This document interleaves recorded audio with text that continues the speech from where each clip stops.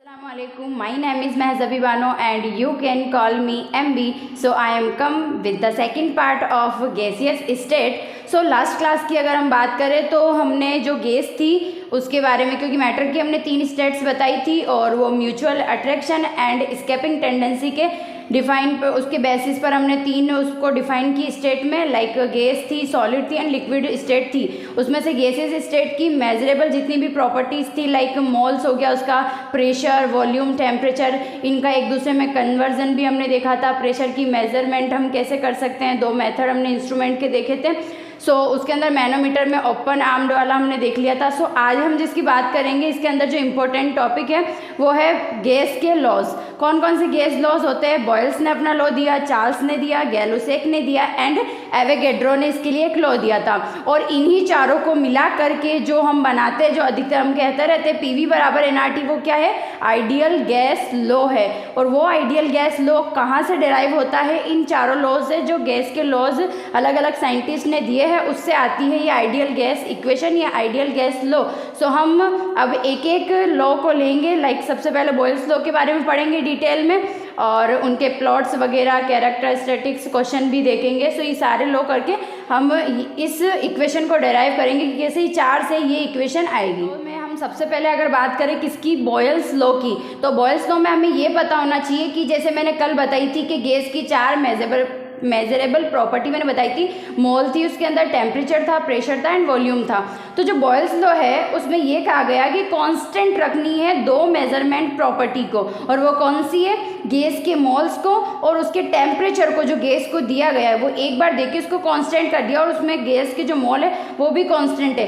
तब जो गैस का प्रेशर है एंड वॉल्यूम है एक दूसरे के क्या होते हैं? इन्वर्सली प्रोपोर्शनल होते हैं। यही हमें क्या बोलता है? बॉयल्स लॉ कहता है। बॉयल्स लॉ जो है, इसकी इक्वेशन कैसे फाइंड आउट करें? लाइक हम हमेशा पढ़ते हैं कि जो प्रोपोर्शनलिटी या ये इन्वर्सली प्रोपोर्शनल होते हैं, तो ये साइन जो हटाते हैं हम प्रोपोर्शनलिटी का, इसको हटाने से हमेशा कोई कांस्टेंट आता है। तो यहाँ पर क्या आएगा? P बराबर कोई भी कांस्टेंट, लाइक K हमारे पास आ रहा है, तो ये क्या हो जाएगा? K 1/V हो गया। अगर इस V को इधर मल्टीप्लाई करें तो ये क्या हो जाएगा? PV बराबर कांस्टेंट K हो गया। K जो है वो क्या है? कांस्टेंट, यानी फिक्स है। ये क्या हो गया? फिक्स। लाइक अगर बॉयल्स लॉ जो है, इससे हमें कोई भी न्यूमेरिकल सॉल्व करना है, तब उसके लिए इक्वेशन तो होनी चाहिए। केवल ये जो डाटा है वो हमारे पास होने से काम नहीं चलेगा। क्वेश्चन करना है तो उसके लिए हमारे पास में इक्वेशन होनी चाहिए। तो इसकी इक्वेशन जो हम लाते हैं कि P1V1 बराबर P2V2, यानी कि अगर एक गैस का हमें प्रेशर दे रखा है, उसका वॉल्यूम दे रखा है और कुछ टाइम बाद में उसका प्रेशर दे रखा है और उसका वॉल्यूम पूछ लिया, या ये 2 दे देंगे, ये मतलब 3 दे के और 1 पूछ ले, तो ये हम क्वेश्चन न्यूमेरिकल बना सकते हैं इसके बेसिस पर। तो ये इक्वेशन कैसे बनी? क्योंकि P1V1 बराबर भी क्या होगा? कांस्टेंट होगा। P2V2 कोई दूसरी गैस के लिए है, वो भी बराबर क्या होगा? कांस्टेंट। मैंने करके भी बताया बाकायदा कि कांस्टेंट आता है, P इंटू V क्या आता है? कांस्टेंट आता है। अब P1V1 भी वही कांस्टेंट आ रहा है, P2V2 भी वही कांस्टेंट आ रहा है। लाइक अगर मैं बात करूँ कि 3 इंटू 2 क्या होता है? 6 होता है। कांस्टेंट है, 6 ही होगा। 4 नहीं हो जाएगा, 5 नहीं हो जाएगा। 2 इंटू 3 करूँ तब भी 6 हो रहा है। यानी मैं ये कह सकती हूँ ना कि 3 into 2 is equal to 2 into 3।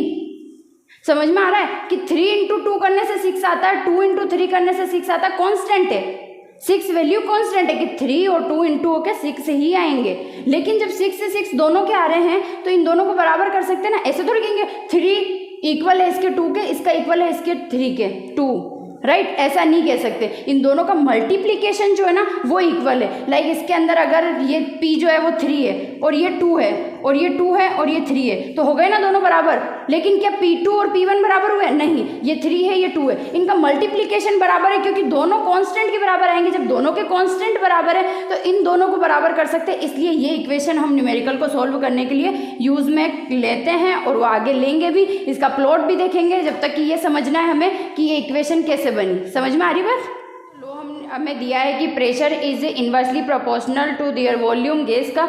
हमारे पास में ये जो इक्वेशन उसने दी है, जो भी उसने ये डेटा गिवन किया है हमें, तो उसको हम एज ए प्लॉट जो है वो शो करते हैं। तो प्लॉट कैसा होगा? क्योंकि हमें पता है P is inversely proportional to V, यानी अगर P और V में, ओनली फॉर P और V में हम प्लॉट बनाए, इधर प्रेशर ले लिया, इधर वॉल्यूम ले लिया, तो हमारे पास में P और V क्या है, इन्वर्सली प्रोपोर्शनल है। यानी प्लॉट कैसा होगा, ये प्लॉट हो गया, इन्वर्सली प्रोपोर्शनल हो गया।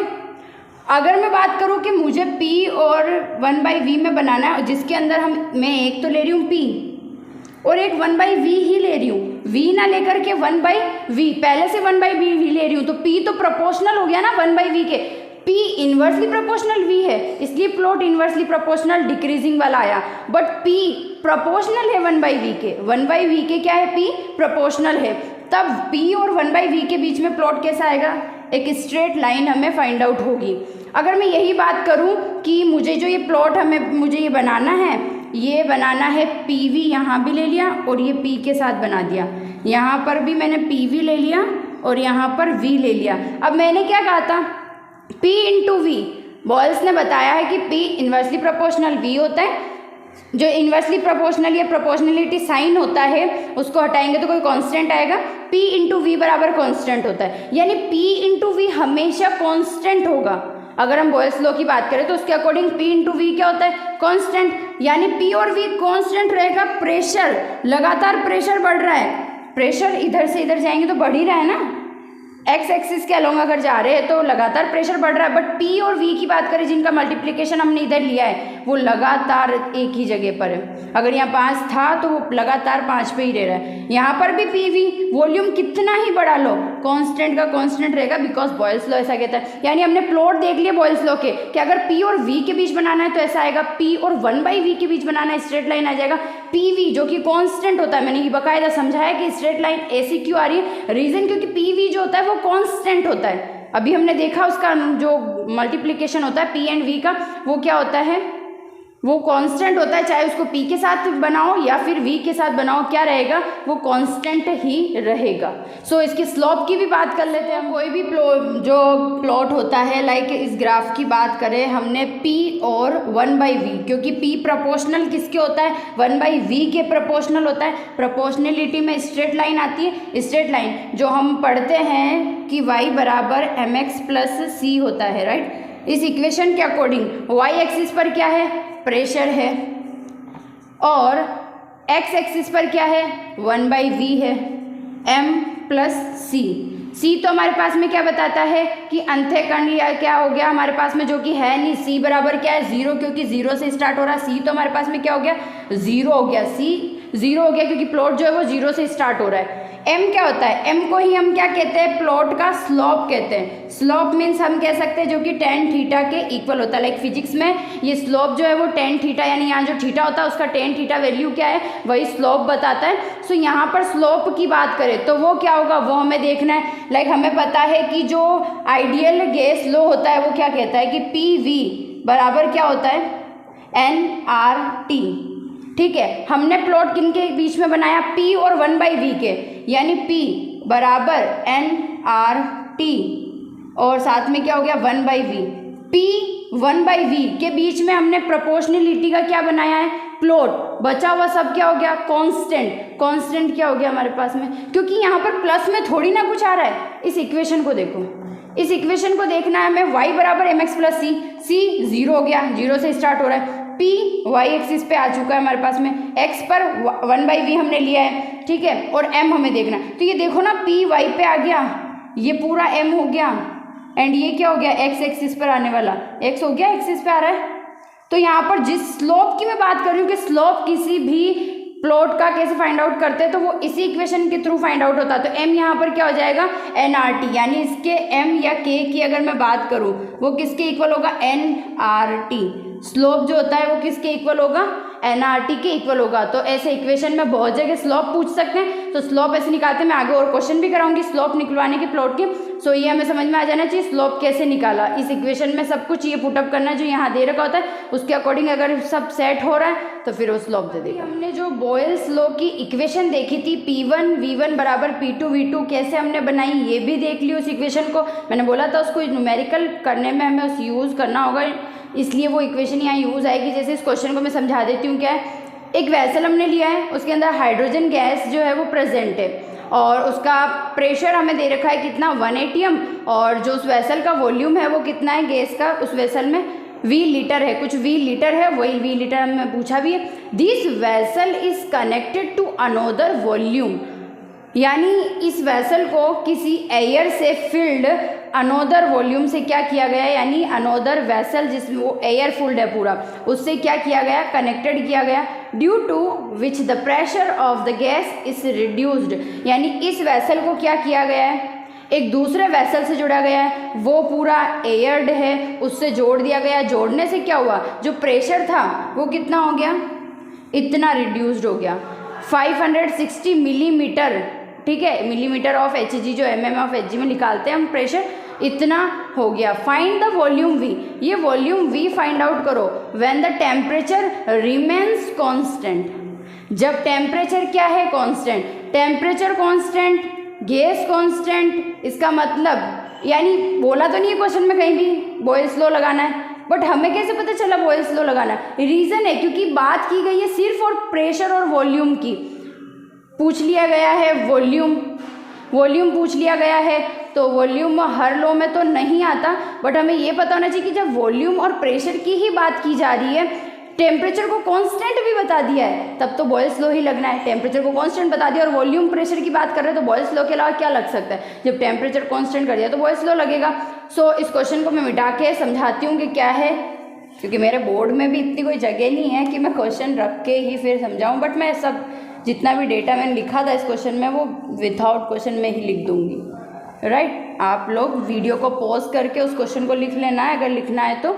सो ये था हमारे पास में, इसको एक अदर वेसल से जोड़ा गया है, वेसल से इसको जोड़ा गया, ठीक है।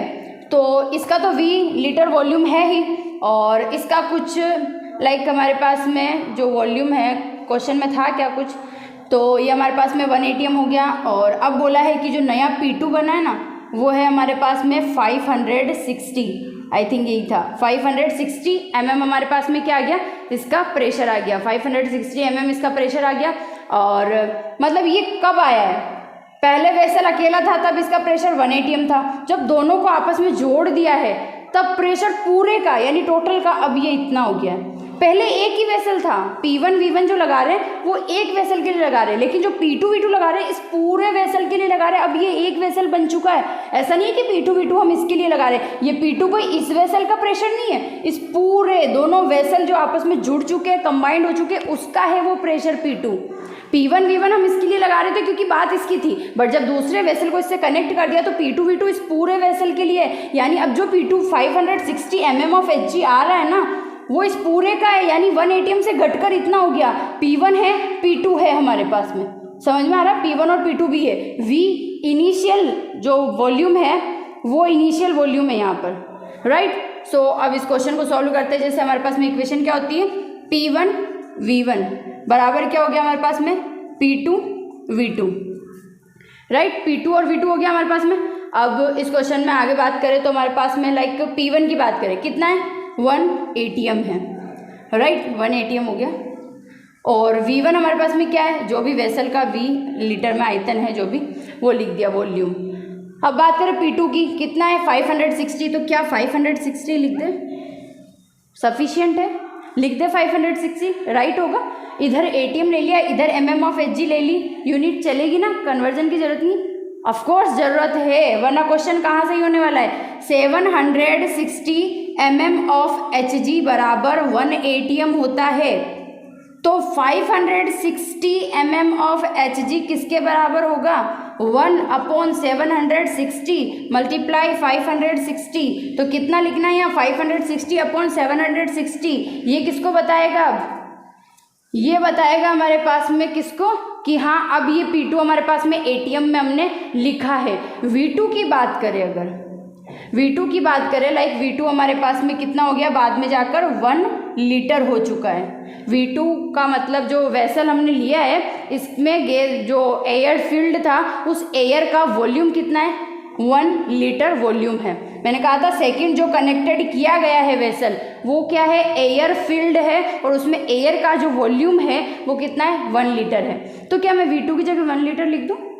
मैंने क्वेश्चन के स्टार्टिंग में बोला था पहले एक वेसल था तो P1 V1 इसके लिए यूज में ले रहे, नो डाउट कि उसके लिए 1 ATM हमने यूज लिया, V लीटर लिखा, लेकिन P2 जो है ना वो पूरे वेसल का, ये दिया था उसको ATM में लिख दिया हमने P2 पूरे वेसल के लिए दोनों को मिलाकर।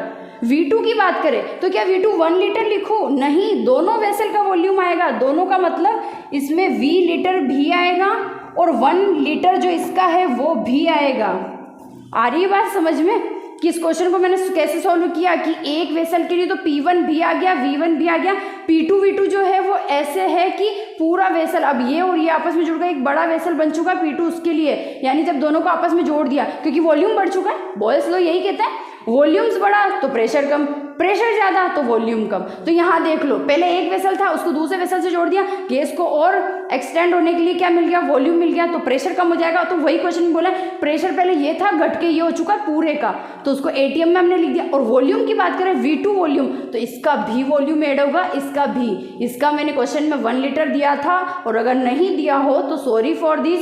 एंड ये हमारे पास में हम 1 लीटर लेके चल रहे, कुछ भी ले सकते हैं, तो मैं 1 लीटर ले रही हूँ। लाइक इसमें जो गैस थी एयर फील्ड वो 1 लीटर उसका वॉल्यूम था, साथ में V लीटर भी जुड़ेगा और हमें यह V पूछा गया। अब एक ही तो अननोन है, इजीली फाइंड आउट कर सकते हैं। ये V यहाँ से आ गया, ये हमारे पास में जो भी आएगा 56/76 का, और अंदर क्या हो गया? ये V प्लस 56/76 हो गया। ये V वाला है तो इधर लेके आ जाते हैं इसको, V माइनस 56V/76 हो गया, राइट। सॉरी अभी तो ऊपर गया नहीं, ये 76 हो गया। फिर आता है इधर हो गया हमारे पास में 56/76 हो गया। इसको इससे मल्टीप्लाई करेंगे तो कितना हो जाएगा? 76V और अपॉन में 76 माइनस 56V बराबर 56/76। तो बहुत ही अलग सी, बहुत ही अजीब गणना इसके अंदर आ रही है, तो आप करके देख लेना। इसमें से माइनस करना, जो भी डिवाइडेशन वगैरह आए तो सॉल्व हो जाएगा इजीली। और यहाँ से हमें क्या मिल जाएगा? V मिल जाएगा। हमें तो मेन क्या समझ आता है, ये गणित जो है वो छोटे बच्चे भी कर सकते हैं, इस मैथ में हमें कोई प्रॉब्लम नहीं है। ये नहीं बताता है कि हमारा नॉलेज क्या है, जो नॉलेज बताएगा वो ये चीज़ है कि हमने क्वेश्चन को समझा है क्या, क्वेश्चन को समझा है क्या। अगर क्वेश्चन वो वाला लिखना है तो उस क्वेश्चन को भी वापस वीडियो को पॉज करके, क्योंकि आप लोग देख सकते हो वीडियो को पॉज करके उस क्वेश्चन को वापस, तो वो क्वेश्चन देख लेना। उसके अंदर पूरा जो था मैंने यहाँ फिर से समझाया कि P1 V1 क्या है, P2 V2 क्या है, और P1 V1 बराबर P2 V2 इक्वेशन कैसे है वो भी पूरा समझाया है कायदा। नेक्स्ट क्वेश्चन जो मैंने बताया है उसका आंसर जरूर निकालना V का, और कमेंट सेक्शन में ज़रूर लिखना था कि मैं देखूँ कि तुमने आगे सॉल्व किया, उसको वापस प्रैक्टिस की या नहीं, राइट। जिसका कमेंट आएगा आई फील हैप्पी। सो अब अगले क्वेश्चन की बात करते हैं। पहले तो ये देखना लो कौन सा लगेगा, हालांकि हमें तो पता है अभी कि हमने बॉयल्स लॉ पढ़ा है तो मैं क्वेश्चन भी उसी पे करवाऊंगी, बट एग्जाम में लिखा थोड़ी होता है बॉयल्स लॉ लगाना, चार्ल्स लॉ लगाना, तो उसके लिए भी हमें पकड़ में थोड़ा पता होना चाहिए। So hydrogen gas is being filled in A balloon. Hydrogen gas एक बलून में भरी हुई है। This balloon burst when the bar pressure exist 0.2 bar pressure, यानी ये जो बलून है वो फट जाता है जब इसका प्रेशर 0.2 बार प्रेशर से ज़्यादा हो जाए। यानी ये जो बलून है ना वो 0.2 बार प्रेशर से ज़्यादा प्रेशर और ले ही नहीं सकता, इससे ज़्यादा हुआ तो बलून फट जाएगा। The pressure of the hydrogen gas used is 1 बार। जो प्रेशर हमने हाइड्रोजन का यूज़ किया, हमने कहा हाइड्रोजन भरी हुई बलून में, तो किस प्रेशर के साथ भरी हुई है, तो वो है हमारे पास में 1/2 बार। When the volume is 2.24 litre, जब वॉल्यूम क्या था 2.24 लीटर, तब हाइड्रोजन गैस कितने प्रेशर पे भरी हुई थी? इतनी। What volume can the balloon be inflated, यानी कितने वॉल्यूम तक हम फुला सकते हैं, किसको? बलून को, राइट। सो हमारे पास में पहला तो ये कि जो गिवन है उनको पहचानना है कि क्या गिवन है। पहला तो ये प्रेशर की बात की गई, दूसरा वॉल्यूम, प्रेशर और वॉल्यूम, ना टेम्परेचर की बात की गई है ना मोल्स की। तो वैसे तो हमें पता है बॉयल्स लॉ लगेगा, बट अगर सारे लॉस की बात करें एक साथ में कोई मिला जुला क्वेश्चन आए तो हम पकड़ सकते हैं कि बॉयल्स लॉ रीजन P और V की ही बात की गई है। तो P V में रिलेशन कौन बताता है? बॉयल्स लॉ बताता है। सो बॉयल्स लॉ की बात करें तो इसमें बोला है कि जो बलून है वो फट जाता है जब प्रेशर 0.2 बार से ज़्यादा हो जाता है। 0.2 बार से ज़्यादा होना प्रेशर का बताता है कि बलून फटना, इसका मतलब ये सबसे लास्ट की प्रेशर कह सकते हैं। यानी जो P1 V1 P2 V2 equation लगाते हैं उसमें P2 होगा ये 0.2 बार। रीज़न क्वेश्चन पढ़ते ही दिमाग में आना चाहिए। बोला जा रहा है कि इस 0.2 बार के बाद बलून नहीं रह सकता, इसके बाद और प्रेशर बढ़ा तो बलून फट जाएगा। यानी ये क्या हो गया, ये सबसे टर्मिनल प्रेशर हो गया उस बलून के लिए। तो P2 V2 जो इक्वेशन लिखेंगे उसमें तो P2 आएगा।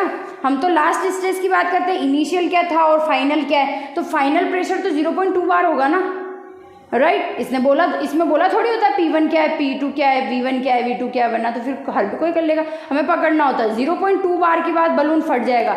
टर्मिनल प्रेशर है तो यही आखिरी प्रेशर होगा, P2 होगा 0.2 बार।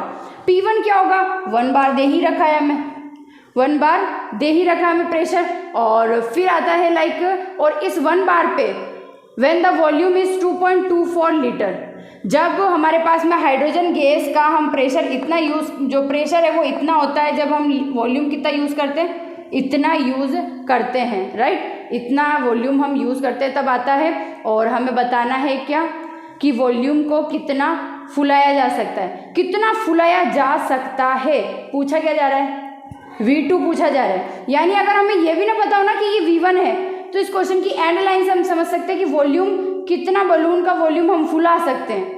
फुला सकते हैं मतलब लास्ट वॉल्यूम बताना है, इससे ज़्यादा और फुलाया तो फट जाएगा। यानी ये इस लास्ट लाइन से हम समझ सकते हैं कि ये V1 होगा, और इससे हम समझ सकते हैं ये P2 होगा। जब ये P2 होगा तो ये P1 होगा। क्वेश्चन पकड़ने में समझ में आ रहा है कि हमारे पास में जब क्वेश्चन बोला ये गया है कि कितने वॉल्यूम के बाद फटेगा, मतलब ये कहना चाह रहा है कितना फुलाया जा सकता है, कितना फुलाया जा सकता है, जितनी उसकी कैपेसिटी उसके बाद तो वो फट जाएगा। यानी इसने पूछा है V2, क्वेश्चन में पूछा क्या गया हमारे से V2, और हमें दिया क्या है P2 दिया हुआ है कितना 0.2 बार। और अगर हम P2 ये है तो P1 क्या हो गया हमारे पास में 1 बार, राइट, 1 बार। अब ये मत सोच लेना कोई कि यार मतलब मैम मतलब दीदी तो ये बोल रही है कि 0.2 बार ही बलून जो है वो एग्जिस्ट कर सकता है, इससे ज़्यादा हुआ तो बलून तो फट जा रहा है, तो फिर ये 1 बार कहाँ से आ रही है, तो इससे ज़्यादा है। ज़रूर बहुत सौ के दिमाग में आ सकता है, बट मैं ये बता दूं कि ये जस्ट हमारी इन्फॉर्मेशन के लिए दिया है कि जो हाइड्रोजन गैस है ना, हाइड्रोजन गैस एक ऐसी गैस है कि उसका मतलब ये इन्फॉर्मेशन के अकॉर्डिंग बता रही हूँ, ये इन्फॉर्मेशन ये कहना चाह रही है कि जब हाइड्रोजन गैस का प्रेशर 1 बार होता है तो उसका वॉल्यूम 2.24 लीटर होता है, और हम जिस बलून में उस गैस को भर रहे हैं ना उसका बार सबसे लास्ट ये है, इससे ज़्यादा बार नहीं हो सकता प्रेशर। तो बताइए उसका वॉल्यूम कितना होना चाहिए, मतलब कितने वॉल्यूम तक उसको फुलाया जा सकता है। यानी ये ऐसा नहीं बोल रहा है कि हमें जो 1 बार प्रेशर है वो हाइड्रोजन का भरना है, वो जस्ट इन्फॉर्मेशन दे रहा है हमें कि अगर तुम हाइड्रोजन गैस एक बलून में भरने जा रहे हो और तुम्हें ये पता करना है कि हम कितनी हाइड्रोजन गैस मैक्सिमम उसमें भर सकते हैं, कितना वॉल्यूम उसका फुला सकते हैं, ये पता करने जा रहे हो, तो हम उसके लिए ये इन्फॉर्मेशन देना चाहते हैं कि जब हाइड्रोजन गैस का प्रेशर हम 1 बार लेते हैं तो उसका वॉल्यूम हो जाता है 2.24 लीटर। यानी एक हाइड्रोजन गैस को किसी अदर वॉल्यूम बलून में भरे जिसका हमें कोई डेटा पता नहीं है, हमने जब उसमें 1 बार प्रेशर रखा था तो वो हाइड्रोजन गैस पता है कितना वॉल्यूम उसमें घेरती, इतना वॉल्यूम घेरती, ऐसी इन्फॉर्मेशन हमें गिवन है। और बोला है कि अब जो तुम हाइड्रोजन गैस भरने जा रहे हो ना वो ऐसे बलून में भरने जा रहे हो जिसमें 0.2 बार से ज़्यादा प्रेशर नहीं हो सकता, ये हमें समझना है, इससे ज़्यादा नहीं हो सकता। तो जब इससे ज़्यादा नहीं हो सकता तुम आखिरी भी ये प्रेशर भरते हो तो क्योंकि ये आखिरी है तो वॉल्यूम भी आखिरी आएगा, जिससे ज़्यादा हम फुला नहीं सकते, और वही क्वेश्चन में पूछा है। तो अभी इसकी कन्फ्यूजन नहीं होनी चाहिए कि 1 बार है ये तो इससे भी ज़्यादा है तो फिर इस पर क्यों नहीं फटा, क्योंकि ये बलून की बात नहीं कर, ये हमें इन्फॉर्मेशन दे रहा है हाइड्रोजन गैस के बारे में। बलून की बात तो अब इनमें हो रही है 0.2 में और V2 जो हमें फाइंड आउट करना है। तो P1 1 बार हो गया एंड V1 जो है हमारे पास में वो 2.24 लीटर हो गया, जो कहीं पे उन्होंने करके देखा था कि P1 ये रखते हैं तो V1 ये होता है, और एक बलून ऐसा लिया जिसमें इतना P2 है, इससे ज़्यादा हो ही नहीं सकता, तो V2 फाइंड आउट करो।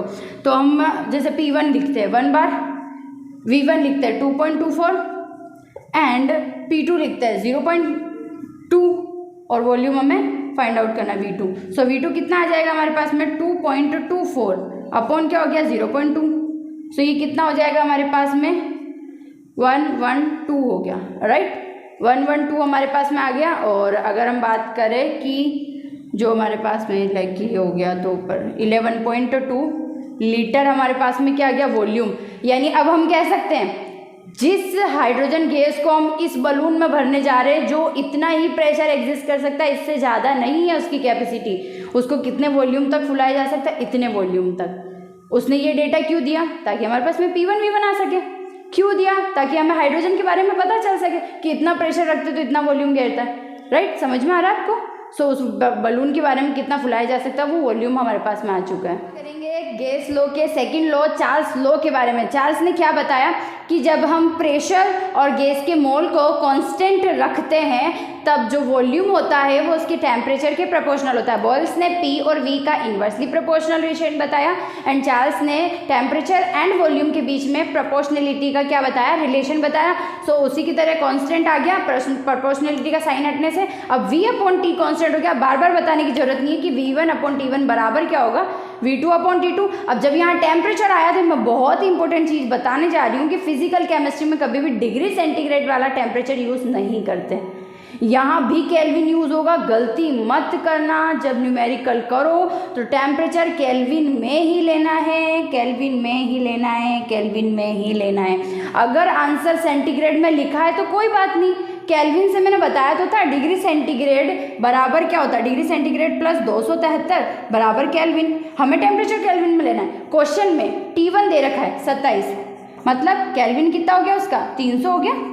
ठीक है, T1 300 लिख दिया, ये भी कुछ दे दिया, ये भी कुछ दे दिया, T2 कुछ पूछ लिया, T2 कुछ पूछ लिया। हमारा हमें क्या निकालना है, केल्विन में रखा तो केल्विन में आएगा। सेंटीग्रेड में आंसर दे रखा है T2 का, तो कोई बात नहीं, जो केल्विन आया, जैसे हमारे पास में 600 T2 आया, उसमें से 273 माइनस कर दो, 273 माइनस कर दो हमारे पास में। 273 माइनस करने से हमारे पास में आंसर आ जाएगा। लेकिन ये कितना आएगा, लाइक 400 कितना हो जाएगा, ये 427 आई थिंक, हाँ आई थिंक 427 जो है हमारे पास में क्या आ जाएगा, ये क्या आएगा, डिग्री सेंटीग्रेड में आएगा। यानी डिग्री सेंटीग्रेड में आंसर हो या क्वेश्चन में हो, उससे हमें फ़ायदा नहीं है, उससे कोई मतलब नहीं। मतलब इस चीज़ से पड़ता है, फ़र्क इस चीज़ पे से पड़ता है कि केल्विन में हमें T1 T2 को रखना है। डिग्री सेंटीग्रेड में रखा, क्वेश्चन गलत हो जाए। एक और इंपॉर्टेंट चीज़ मैं ये बताना चाह रही हूँ कि लाइक हमारे पास में जो केल्विन का अंतर होता है ना, और जो डिग्री सेंटीग्रेड का अंतर होता है, सेम होते हैं। ये क्या हुआ, डिग्री सेंटीग्रेड का मतलब और ये इसका अंतर नहीं समझ में आया।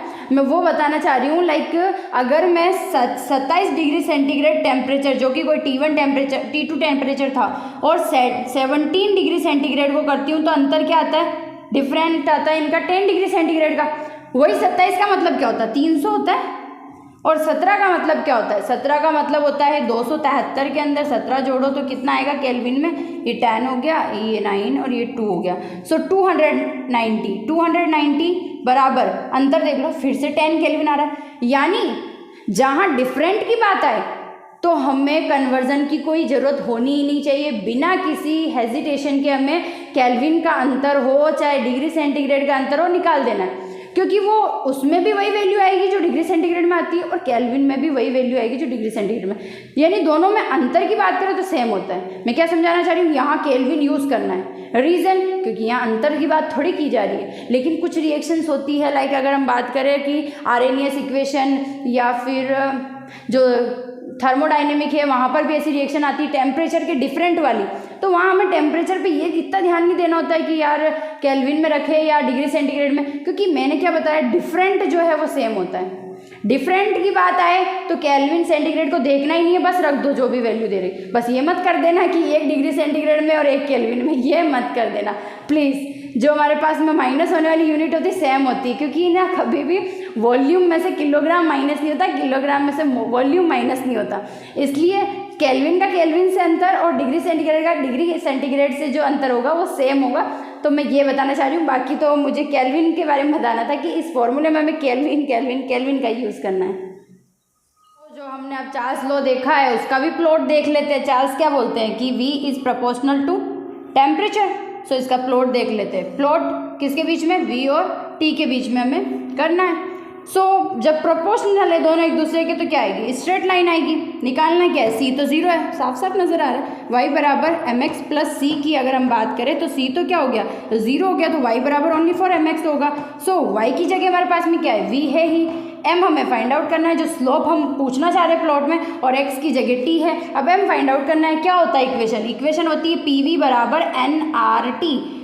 v बराबर n R upon P into T. देख लो y पे आ रहा है v, आ रहा है v, x पे आ रहा है t, आ रहा है t, m जो हमें फाइंड आउट करना है, स्लोप जो हमें फाइंड आउट करना है, मिल गया ना स्लोप, कितना आया एन आर अपॉन पी, निकाल लिया ना स्लोप, इक्वेशन प्लॉट भी देख लिया, स्लोप भी देख लिया। मैं एक प्लॉट ले रही हूँ लाइक किसका, वही चार्ल्स का, क्या बताता है v और t के बीच में बताता है, प्रोपोर्शनलिटी का बताता है। सो प्रोपोर्शनलिटी में जो स्लोप आता है, किसकी बात कर रहे हैं, स्लोप की बात कर रहे हैं। स्लोप क्या अभी हमने देखा था, v बराबर क्या था एन आर अपॉन पी बराबर टी था, स्लोप क्या था n R upon P, p inversely proportional v, Boyle's law भी यही कहता है p इन्वर्सली प्रोपोर्शनल v है। फिर हमने यहाँ पर 3 ले लिए, कोई प्लॉट जो है उसमें स्ट्रेट लाइन कितनी ले ली, 3 स्ट्रेट लाइन ले ली, इसके अंदर टेम्परेचर ये हो रहा है, इसके अंदर ये हो रहा है, इसके अंदर टेम्परेचर ये हो रहा है। वॉल्यूम की बात करें तो वॉल्यूम लगातार बढ़ रहा है, बढ़ रहा है, बढ़ रहा है। अगर मैं कहूँ यहाँ पर प्रेशर किसी गैस का P1, यहाँ पर P2 एंड यहाँ पर P3 है, और मैं कहूँ give the sequence of this pressure, तब क्या सीक्वेंस तुम प्रेशर का दोगे।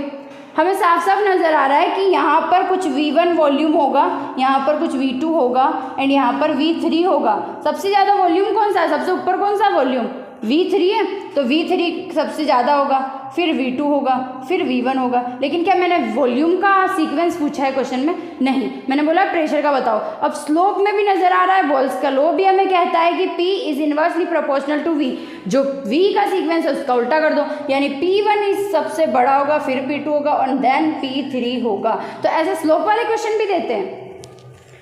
जैसे अगर जो स्लोप हमारे पास में किसके बीच में हो जाता है, P और 1/v में, ठीक है, P और 1/v में होता ये स्लोप जो होता है, क्योंकि उसमें भी स्ट्रेट लाइन आती है। अब यहाँ की बात करें तो यहाँ पर हमारे पास में क्या आता था, P और 1/v की बात करें तो उधर जाके तो क्या आता था nRT, क्या आता था स्लोप nRT स्लोप हमारे पास में आता था। अब nRT में देखो, अगर यहाँ पर मैं स्लोप ले लूँ 1 2 3 ले लिए, प्रेशर लगातार क्या हो रहा है, बढ़ रहा है, प्रेशर बढ़ रहा है, टेम्परेचर भी बढ़ेगा। अब यहाँ पर जो प्रेशर का सीक्वेंस होगा वही टेम्परेचर का, रीजन स्लोप में समानुपाती आ रहा है ना, और प्रेशर आगे जाके हम पढ़ेंगे भी सही। गैल-लुसेक का लॉ 3-4 लॉ लिखे थे ना, गैल-लुसेक के लॉ में आ जाएगा कि प्रेशर जो होता है वो समानुपाती होता है, ठीक है। गैल-लुसेक का लॉ भी पढ़ेंगे ना तो वो बता देगा, जैसे चार्ल्स ने बताया कि V T के समानुपाती है, वैसे गैल-लुसेक बताएगा P T के समानुपाती है, और बॉयल्स ने बताया P inversely proportional to V, right. पहले P V ना आ गया, पहले P और V आपस में आ गए थे, फिर V अलग से आया, P भी अलग से आया, किसके साथ, टेम्परेचर के साथ, फिर मोल्स बचेगा जो एवोगाड्रो में आ जाएगा। तो यहाँ पर P समानुपाती T, यानी अगर यहाँ पर P1 सबसे ऊपर P1 फिर P2 फिर P3 बताए तो ऐसे T1 होगा, T1 T2 T3। ऐसे स्लोप से जो है हमें स्लोप के बारे में पता होना चाहिए, कौन सबसे बड़ा कौन से छोटा, तो मैंने स्लोप निकालना भी सिखाया है वगैरह। जितना ही हो पाएगा, हमने चार्ल्स लॉ तो पढ़ ही लिया है। चार्ल्स लॉ पे मैंने अब जो क्वेश्चन बताया ये केल्विन पे इतना फोकस किया, तो उस केल्विन को लेके एक क्वेश्चन कर भी लेते हैं। लाइक क्वेश्चन है हमारे पास में, the volume of A gas A 27 degree centigrade temperature is x ml। एक गैस है, T1 टेम्परेचर है 27 डिग्री सेंटीग्रेड और उस पर वॉल्यूम उसका x ml है। जब उसका वॉल्यूम x ml से 2x ml कर दिया जाता है तो उसका टेम्परेचर पूछा है। 3 चीज़ें बता दी तो एक तो पूछेगा ही ना, यही तो होता है इक्वेशन का रूल। तो यहाँ पर बोला है कि n और p कांस्टेंट, जब n p कांस्टेंट होते हैं तो कौन सा लॉ लगता है, चार्ल्स लॉ। चार्ल्स लॉ क्या बोलता है कि v समानुपाती t, यानी v1 अपॉन t1 बराबर क्या होगा, v2 upon t2, right. v1 क्या है x ml, v2 क्या है 2x ml, लिख दिया, x है तो x का ठीक है, वैसे ही टेम्परेचर लिखना है। T1 क्या 27 डिग्री लिखूँ, नहीं 300 केल्विन लिखूंगी, केल्विन के अंदर आएगा। T2 की बात करूँ, फाइंड आउट करना है, ये फाइंड आउट कर लेंगे। तो T2 कितना आ जाएगा, T2 आ जाएगा 600, क्या डिग्री सेंटीग्रेड, नहीं केल्विन में आया। आंसर दिख ही नहीं रहा, अब क्या हो गया, गलत हो गया क्या,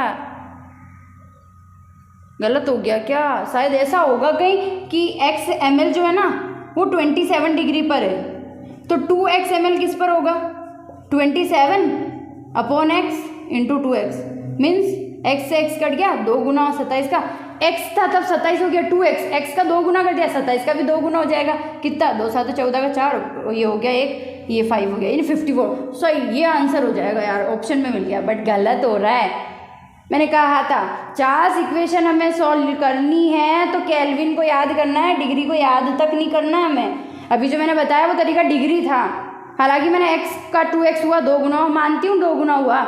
डिग्री सेंटीग्रेड था 27, क्या था 27 डिग्री सेंटीग्रेड था। अगर तुम ये भी देखते x से 2x हो रहा है तो 27 नहीं 300 से उसका 2 गुना होगा 600, जो कि हमारे पास आंसर आ रहा है। इसलिए ये 54 नहीं होगा, ये कन्फ्यूजन के लिए ऑप्शन में था।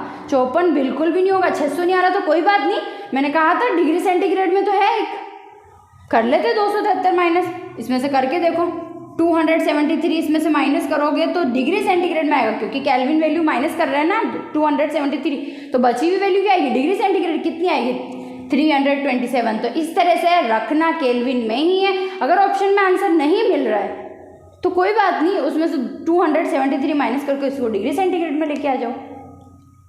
सो बाय, आज की क्लास इतनी ही।